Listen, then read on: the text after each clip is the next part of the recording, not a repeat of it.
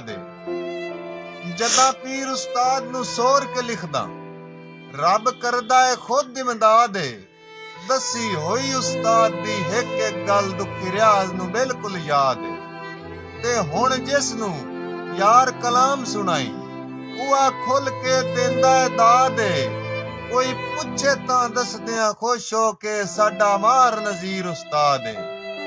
तवज्जो दोस्तों, मेरे उस्ताद मोहतरम मार नज़ीर अहमद नज़ीर साहब दा लिखिया बहुत खूबसूरत कलाम है।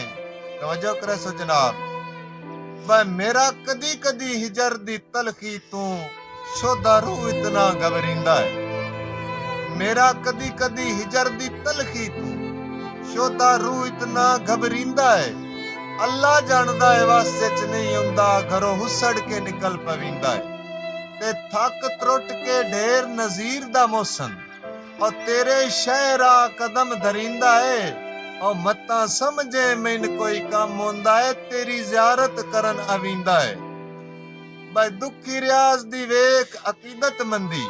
तवज्जो दोस्तों, दुखी रियाज दी वेख अकीदत मंदी और तेरे नाल कितनी रखी और पक्का खुलक दा झल के तेरे मुंह ते असां बाण नहीं दित्ती मक्खी ते हाय अख तू कौड़ा के दसीए चूंडी जिस वेले भर के चखी ओए हासे कमले तेरी जात पिछे लख सजन खड़ाईए पखी।